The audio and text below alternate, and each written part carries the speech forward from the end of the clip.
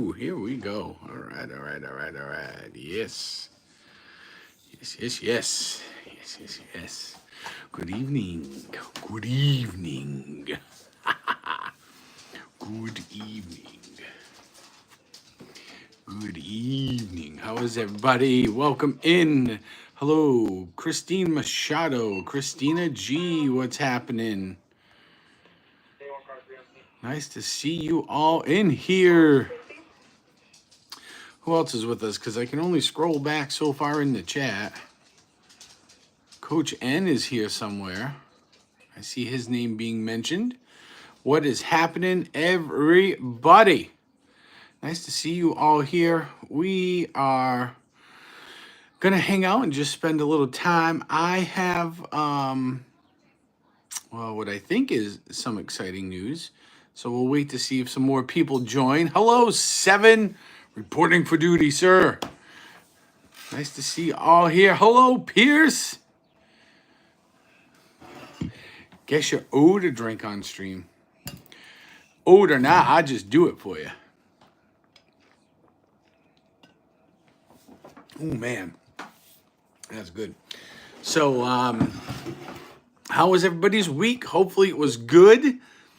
We had a fun week. If you were following along with our antics, we had a good day at the Alamo, and we hit up a couple of places. Hello, Lori, and had some good food and drink. Yes, yes, yes. You get to pick one. Absolutely. So it is a Buc-ee's cap. Yep, it sure is a Buc-ee's cap. I was disappointed I didn't get to the Buc-ee's down there, but time didn't allow, so it happens. What am I doing here? Live? All live. There we go. So I am on the big screen. I'm on the big screen. What up?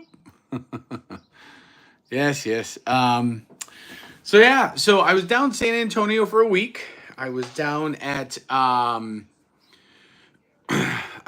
Randolph Air Force Base. It's really cool. They do a lot of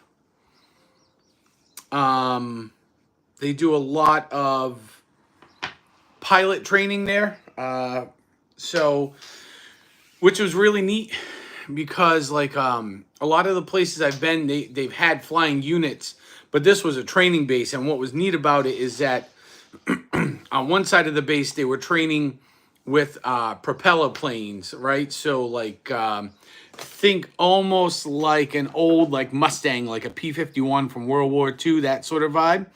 And then on the other side, they were training with trainer jets, believe it or not. So that is a thing, when pilots go to school, there is a progression. Hang on one second. Could you not find it? No. So there's a progression. They don't just throw you into a jet and are like, see ya, good luck, get down the road. They put you into one plane.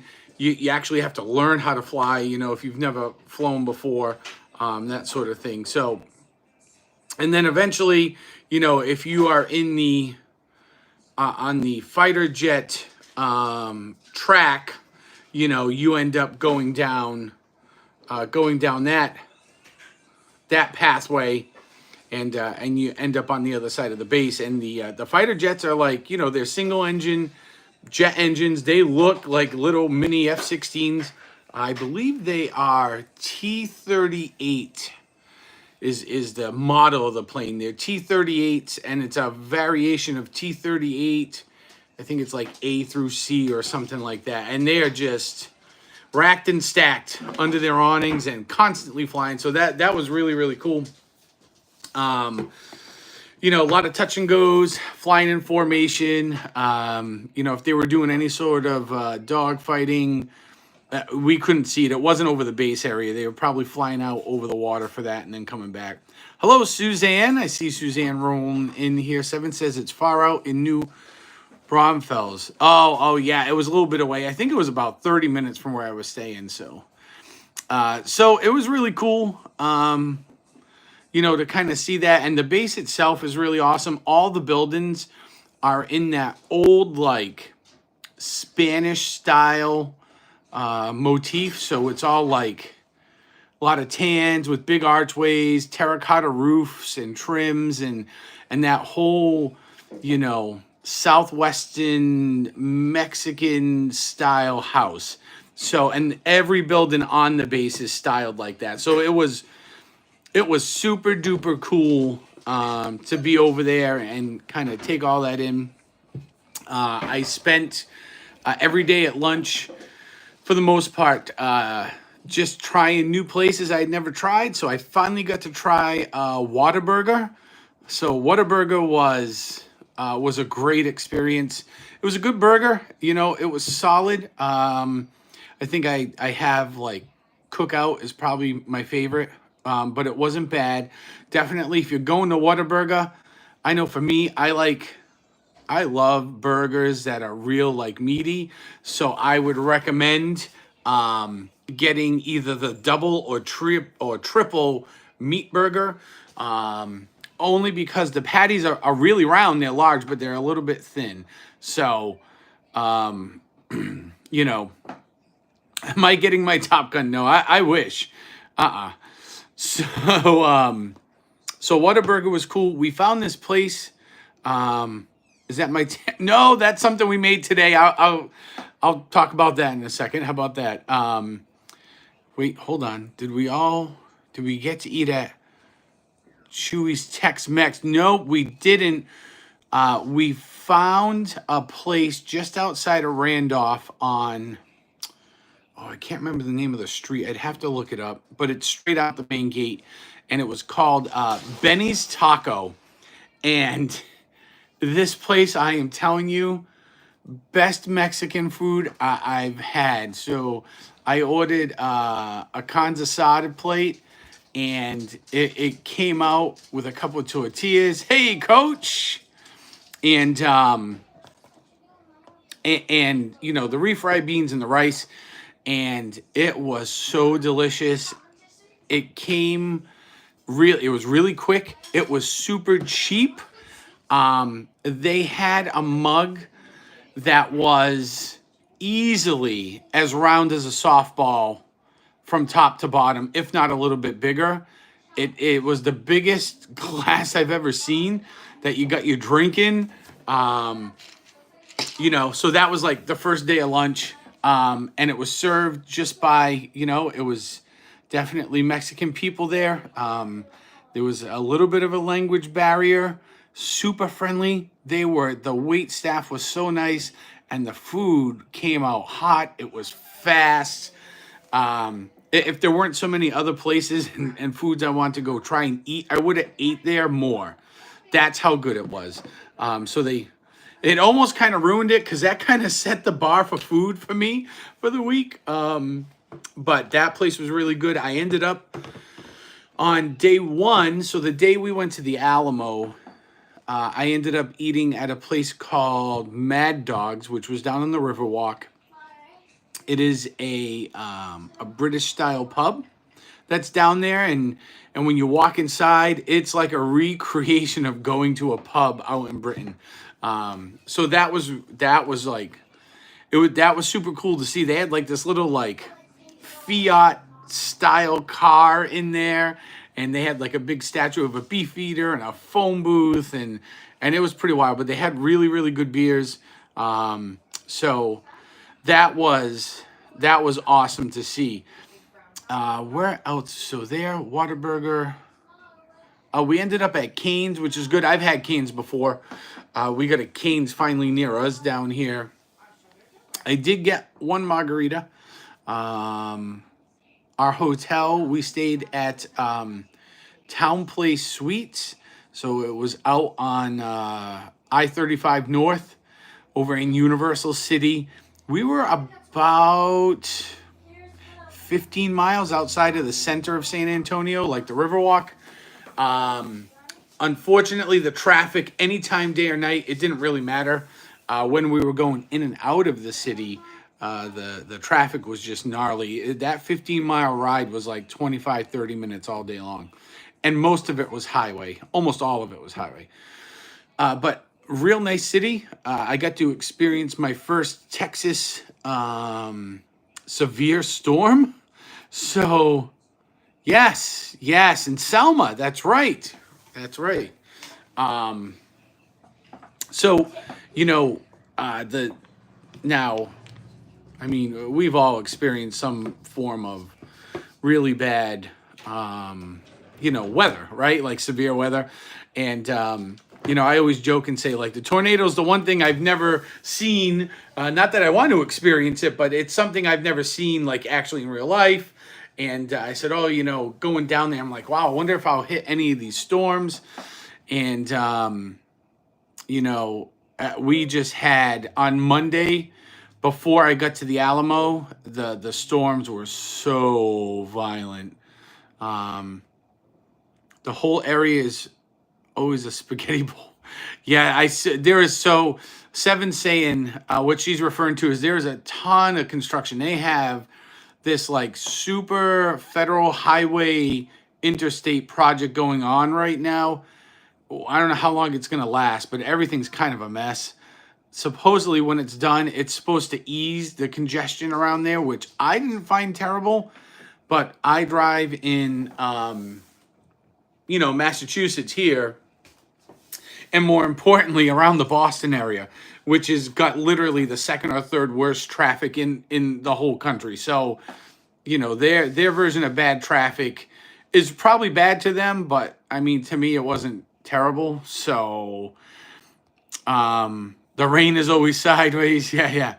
Oh, Coach, you stay out by the Six Flags. Yep. I didn't realize that there was, I guess there's a Six Flags. I was told a Six Flags and a SeaWorld down there. And I kind of wish I was there for a couple of more days because I think, I may have tried to go out to Six Flags because we got one out here in Massachusetts. So, let's see, 20 years that they've been working on that area. I don't have hope. Well, we had the big dig, and that was a 20-year tunnel project, so I feel you. Let's see. So it didn't. So when it came to like the weather on that first day, which really kind of, if you watch the Alamo stream, or if you go back and watch it, it's really overcast, kind of gloomy out. And it really delayed me getting down to the Alamo and down to the Riverwalk and really streaming a little bit more like I wanted to. It kind of put a hinder on that. I'll tell you my experience, and it was severe weather. Like they were like, this is severe weather, and this was about 10:30 in the morning, give or take. And I went down the front desk. I said, hey, severe weather alert. Like, are we talking like it'd be tornado warnings or whatever? And the one's like, well, it could happen. She goes, it happens frequently. She said, they haven't really been hit by a tornado anywhere near where we were in Universal City. But in the surrounding suburb areas going just a little further out, they've had them. She said, you might want to stay in for a little bit because the weather can get wicked and they can have really large hail. I said, oh, all right. So it didn't really rain a tiny bit. We didn't get no hail, but we did have a lot of thunder and severe lightning and strong winds.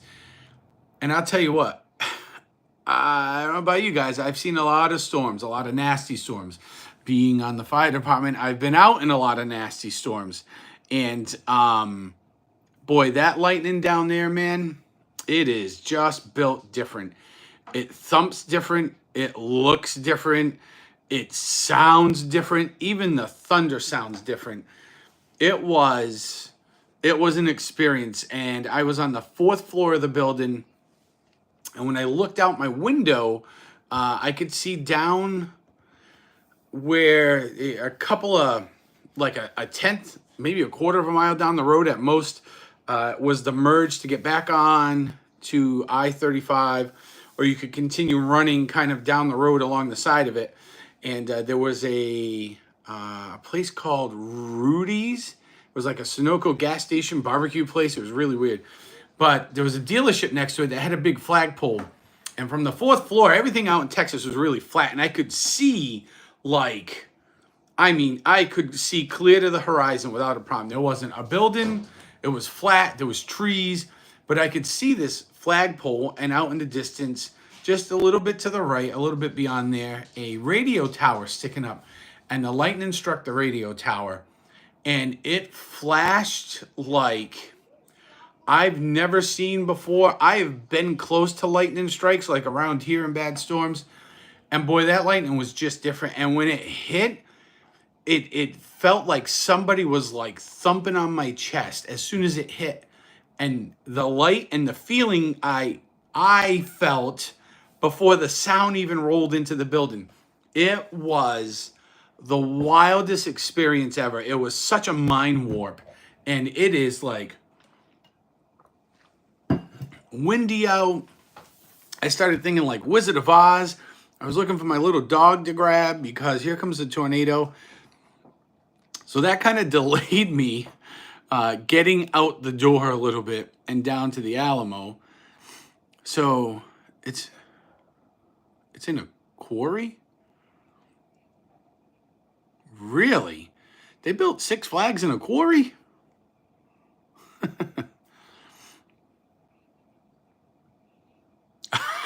Seven, you guys are crazy.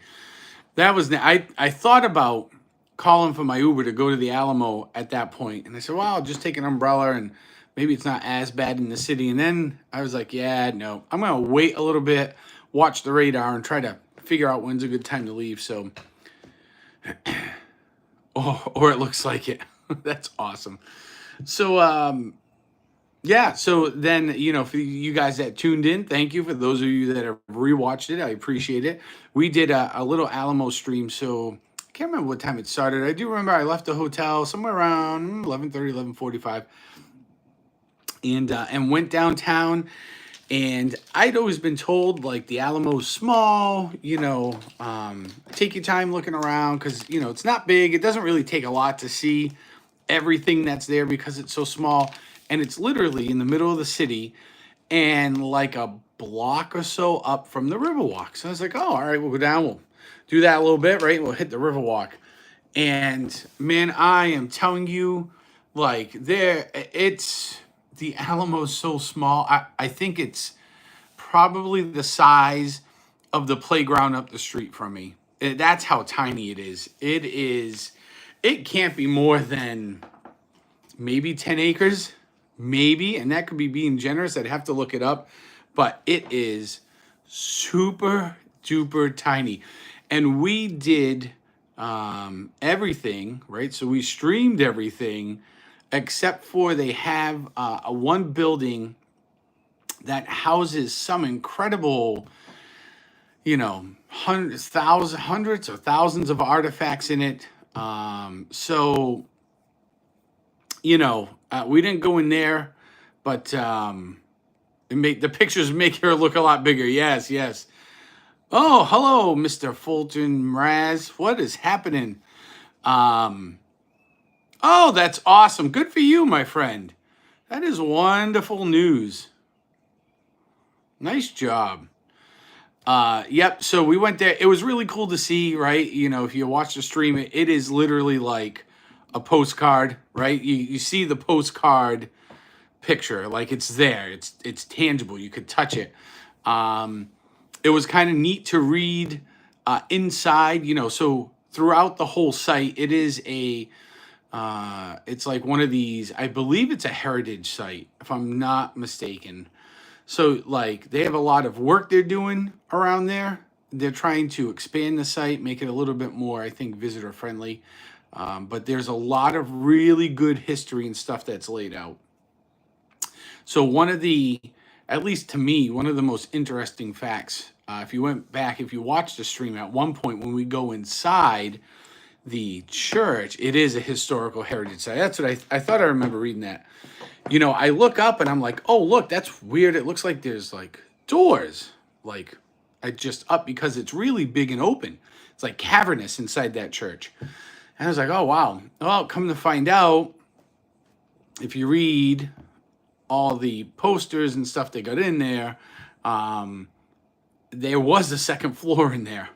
So the Army Corps of Engineers removed the floor, but you can still see kind of where like the floor beams were embedded into the walls, and the walls are made of limestone that are like anywhere from 3 to 4 feet thick, depending upon what wall you're at. So they ask you to like not touch the walls because they're trying to preserve it, because our acid on our hands will eat at the limestone and stuff like that. But it is really cool to go in there, and it's really kind of neat. There was one part where they had almost like it was part of a memorial area, and they showed you the history of the site, and kind of they took you through from like what it was when it was first built, and they have like this 3D model, and they give you a snippet, like a couple paragraph history. Then they take you to like the next 50 years ahead, and they say, okay, and this is what it looked like in here. So that was kind of neat to see some of the stuff they did.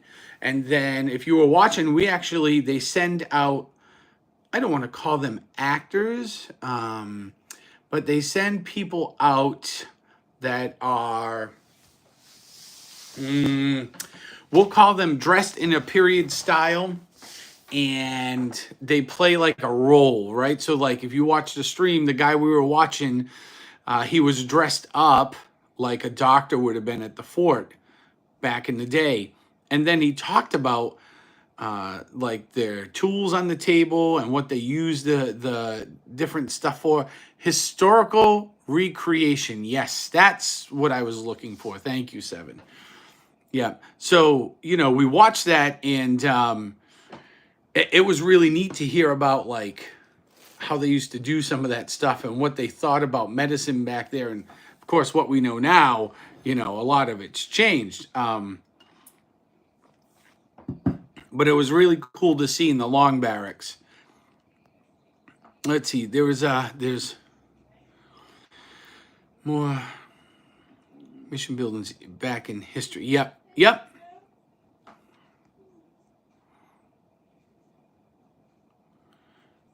Texas history. I gotcha. Yep.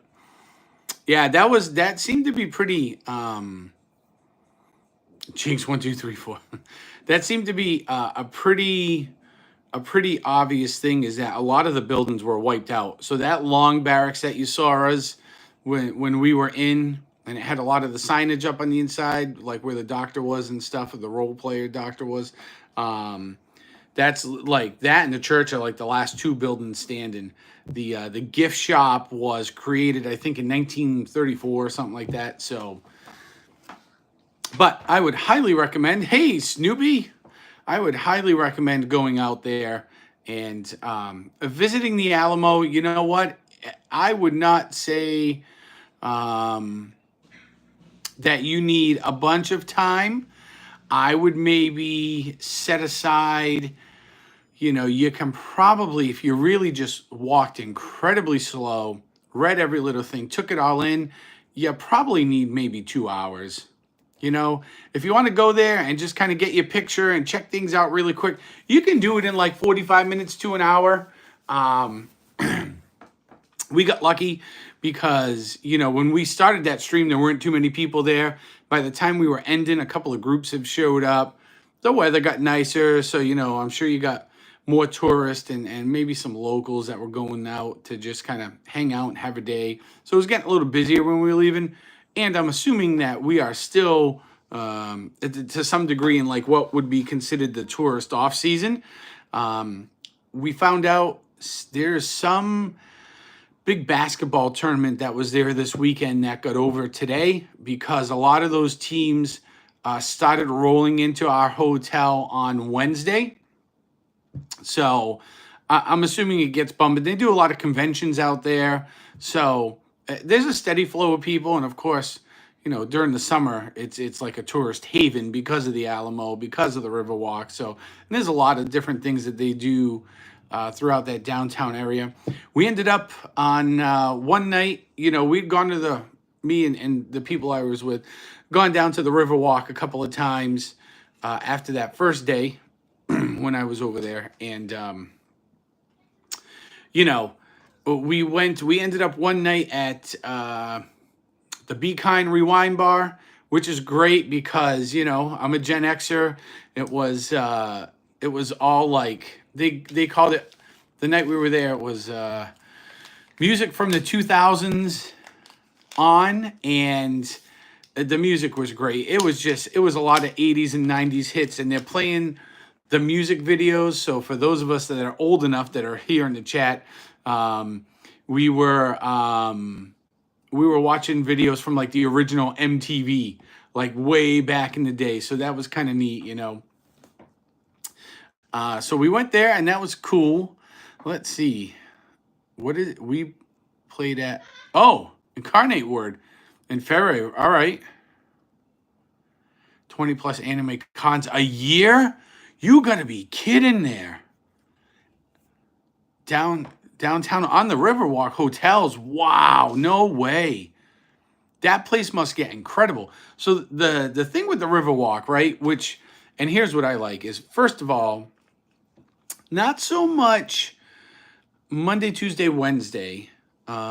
Wednesday a little bit, but it was really noticeable Thursday night was when you were down there. There were a lot of the bars, restaurants, clubs, a lot of places had music. So, and like live music. Like we saw this like bossa nova band doing like covers of like modern day songs at, I think it was the Saltwater Steakhouse or something like that. They were just outside of it. It was awesome, right? They were really, really good. We watched them for a little bit. But they had all these acts everywhere. They have a Coyote Ugly bar. There's a Hard Rock, right? Next to the Be Kind Rewind bars, Pat O'Brien's, which I've now completed my set. This is the Hurricane Glass from there.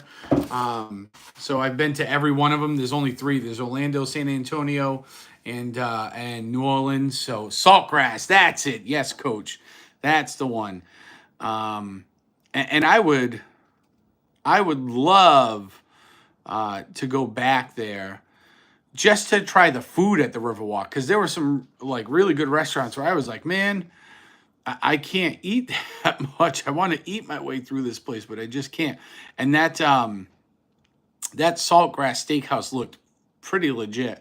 So it was open on the Wednesday or Thursday night. I walked by. It was pretty full on the outdoor seating, and the food all looked incredible. What I really, of course, right? This channel. What I really liked is you got Mad Dog, which is that British style pub. Good food. I had the shepherd's pie there. I had a local beer from Alamo Brewing. It was great.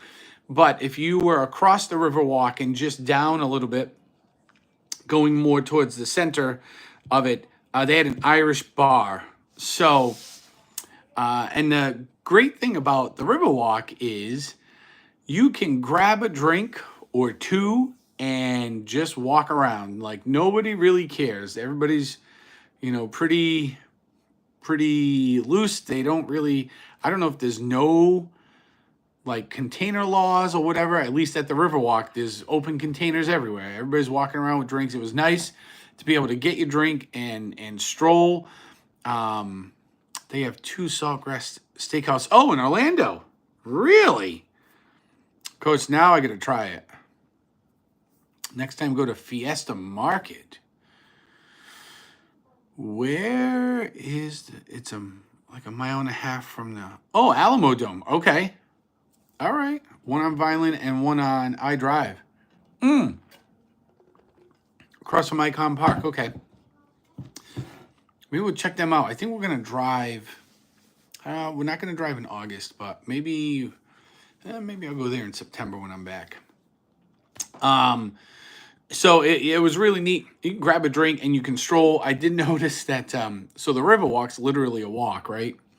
So a couple of things. One, I found out, which I didn't realize, that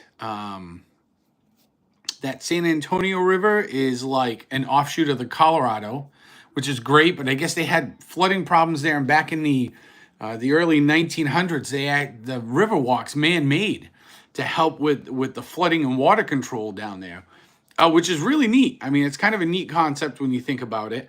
And it was really neat how they built all the buildings around there, to be like a place to go. And they kind of, did what they did with it, which is awesome.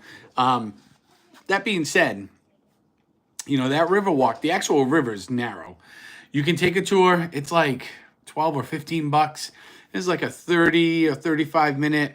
It's like, it's a motorized boat ride, and they think like Jungle Cruise, but it's open. There's no canopy. It holds about a dozen people, and they got somebody take you on a tour of the Riverwalk. They tell you the history of it. They point different things out.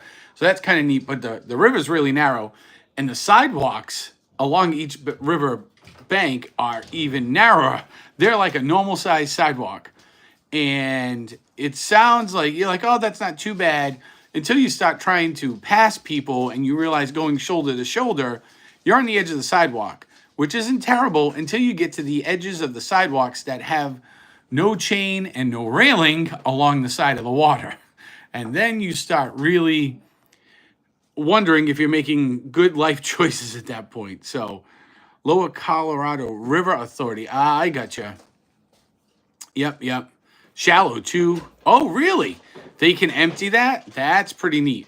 So I will say the water was really like murky. To be honest with you, it kind of reminded me of the Charles River up here in Boston. So, that was really cool. Oh, hold on 1 minute. I never, let's see. I just want to get in the shower. I have before. And I'll do it when you're ready. Yep, here we go. Let's see. I have something I'm going to post in the chat.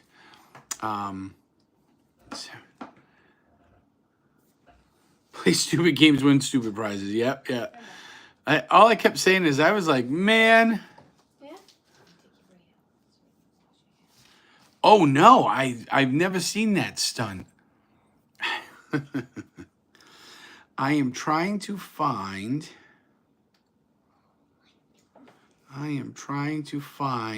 a post. And I am not sure what are we doing here. This is now we're gonna try it old school way here. So I have something that I would like to share with you before Stephanie goes.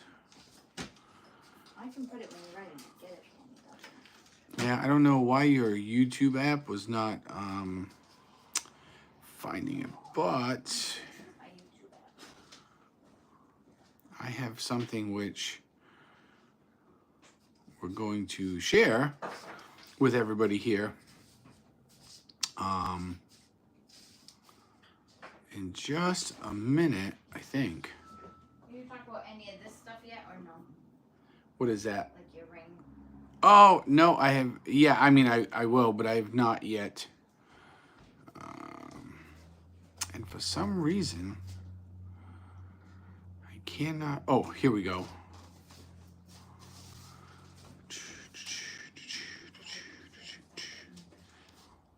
Hey, can you get my Google account up on there? Because I don't know what your YouTube settings are, but they are not conducive to finding an actual channel. You can find all the videos in the world, but I can't find like one channel. So, hello, Kay. Let's see.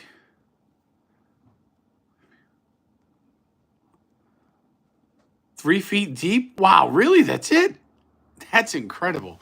Yeah, so I did notice that, the water's really like dark. It's like muddy, murky. There was a lot of trash floating in it. Like, people, like, come on, man. there are trash barrels all over the place. There's no excuse as to why, we're seeing bottles and empty cups floating in there. But I would like to go back, maybe take a tour. It was kind of neat to hear some of the history I caught as some of the boats were going by. You would catch a little bit of history of This it. is So, Brendan's you. oh, good. Yes. Here we go.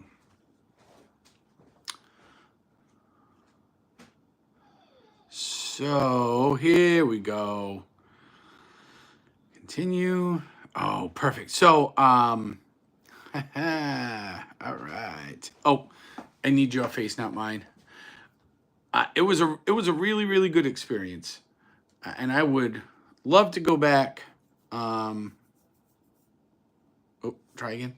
Sorry, that's the password part. And just like bang around on like a Friday, Saturday night. Oh, perfect. Yes. So, let me get you to. Here we go. Show 'em all, yeah. Oh, wait, there it is. There it is. So now you can go to share, copy link. So the link's copied. And now I think if you were to go,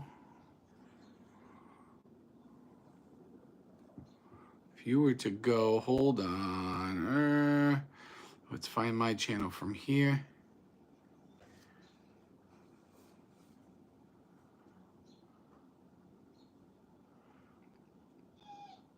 Hey, here we go.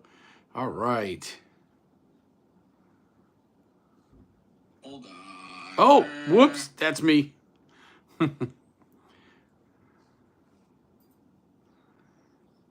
All right, don't do anything with that yet. Don't send that yet. No, let me know when. Yeah, just if turn up the volume, you'll hear it.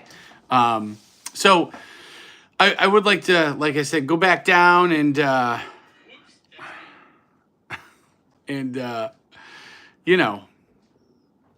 experience like the nightlife there a little bit more, probably more towards the weekend. So it's nasty as heck when they drain it, really. Oh, I bet the sludge reeks. I can only imagine. Oh, Coach, you were there for a cleaning. So is that like when they drain it, is it really like a concrete lined waterway? Because if it was like a sandy, silty bottom, they couldn't run machinery over it. So there must be like some sort of concrete like floor to it. Then they fill basically a concrete trough with water. Is that what it is? Holy cow. So fun story. They're doing, I mean, just not only at the Alamo, but they're doing a ton of work down there. And I said, oh, look, it looks like they're going to put a channel in here. I wonder what those concrete tubs are for. Down, because it was down at like the river level. So they must be looking to expand it to help deal and ease some of the water problems. Wow. Because there is a lot of construction going on down there. I can only imagine the stink must have been like incredible. Concrete down there covered in layers of sludge. Yep. Wow, no way. And it didn't look that deep. It did not look that deep. I thought they were actually laying drainage, and I saw like some of the concrete liner that they're going to use, and I was like, that's a weird drainage system. I've never seen one really square. So that all makes perfect sense now. No way. Whew. I don't know if I'd want to be there for a cleaning. It's gotta stink. I know, like, when the tide goes out here in the north, like in the Atlantic, man, it stinks. I can only imagine. Oh, I can only imagine what they find down there.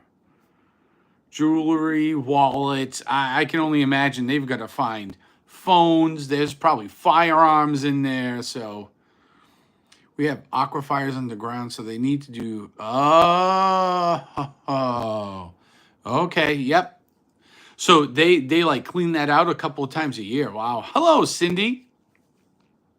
Wow, look at y'all coming on in. Hey, what's happening, everybody? Welcome in. Welcome, welcome. So that was my San Antonio experience. It was awesome. I loved it. Guns, bras, seen it all. People's clothing. Yeah, and it was fun. I would like to go back. I would love to bring the family. I would say one of the funnest spots I went to all week. Some of the people I were with, we were out in the town and just looking to, have a good time and check things out. And they got a recommendation, and we ended up at this. They called it a dueling piano bar, and it was, but there was also like a full blown band in there at the same time. It was all mixed together a little, called Howl at the Moon, and that place. We went there on Tuesday or Wednesday. Might have been Tuesday or Wednesday night. And boy, that place, it was packed. There were people everywhere. And the nice thing about being down south is things are affordable, right? So at least compared to what we pay here and compared to like, probably if you've ever been to Disney World, right? Like those kinds of prices, we were paying like, I don't know, $6 for a beer, $7 for a beer. A mixed drink might cost you $8 to $10. That's cheap in my world. You come up here to New England and, up in Massachusetts and even Rhode Island, your standard beer runs $8 to $9 before a tip. So, and they have happy hour. The hotel had their own happy hour. So it was, from 5 to 6 o'clock every night, you go down to the hotel bar.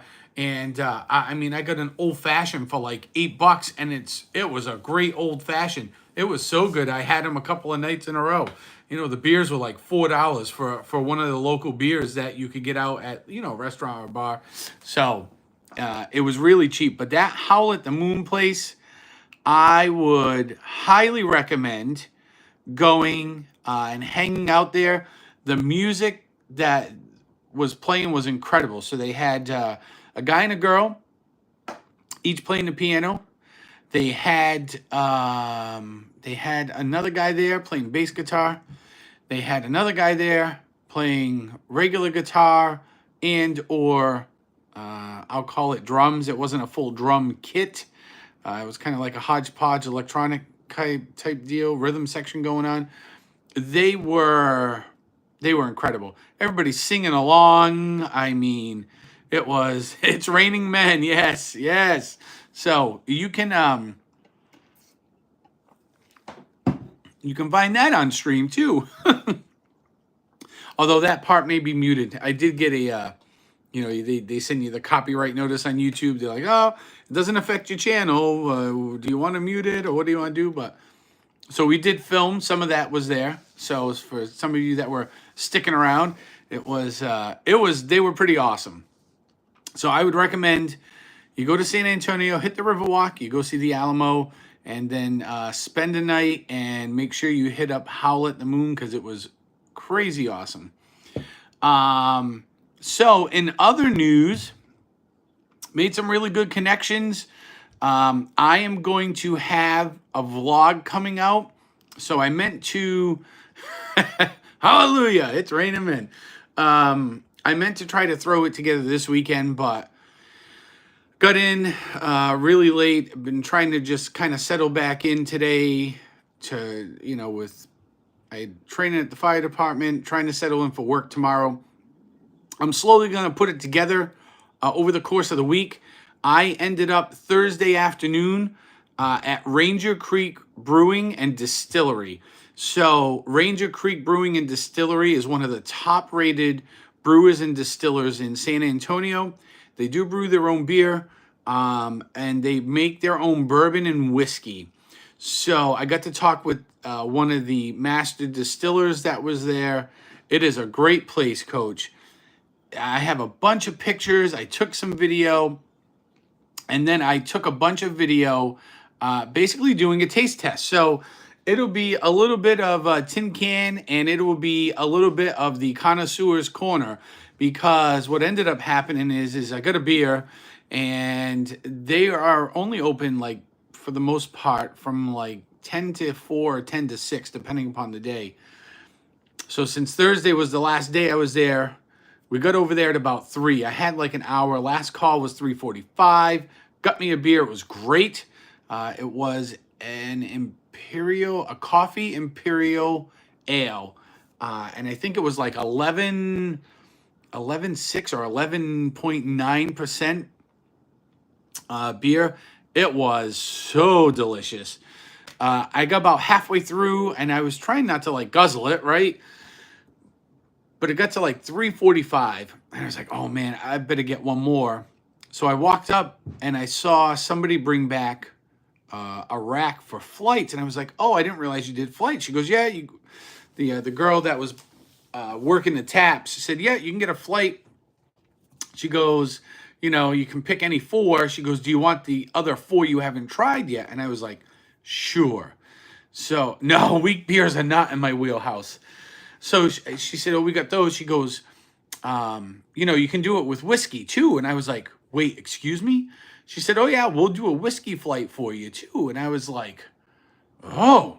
So I think the beer flight was, I want to say $9 or $10, $10. And the whiskey flight was 14.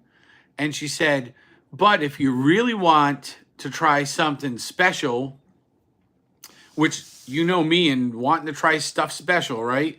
She said, you can try a flight of our specialty beers, specialty whiskeys rather, sorry. And I was like, what do you mean specialty whiskeys? She said, well, see these 4 bottles? She said, these 4 bottles, and they had like a Day of the Dead skull, like you would almost find in Epcot. And they were labeled like 302, 303, 304, and 305. She said, these whiskeys are limited production. We're not making them anymore. So once we run out, like we're out. And she goes, and these are our specialty whiskeys that we've brewed. She goes, once they're gone, and we're just going to brew something else. But this is it.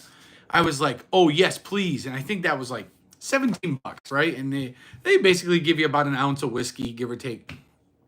So I said, can I buy both?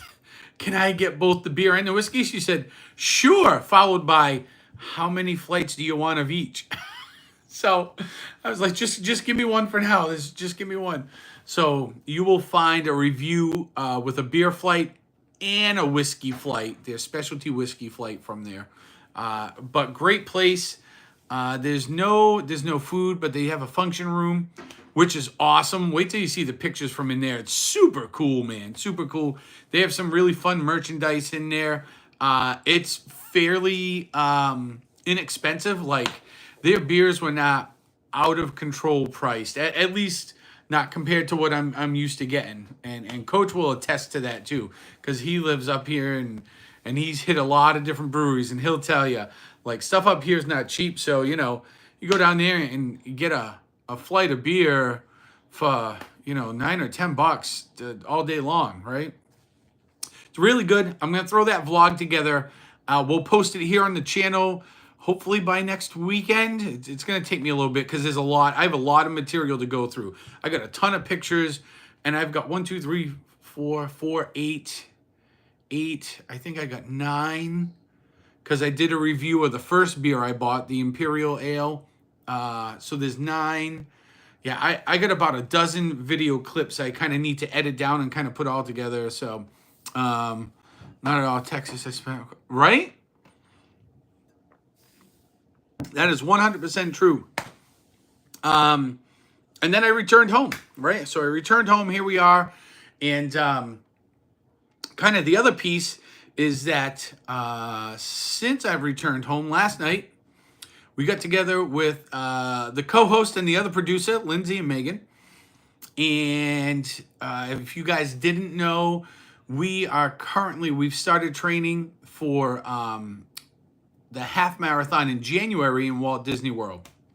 So we're going to go marathon weekend. We're going to run the half I think we run it on Saturday. I gotta check the date. Anyways, so we were, we were just talking, and we kind of came up with this idea. Like I got this idea from Lindsay because whenever we talk in our text messages and stuff, every now and then she'll toss out, oh yeah, I feel bad for those people stuck behind me, running like this big old fat turtle running down the raceway and blah, blah, blah. And I'm like, preach, sister, because I am right there with you. So I said, oh my God. I said, that's a great name. Like Fat Turtle's a great name.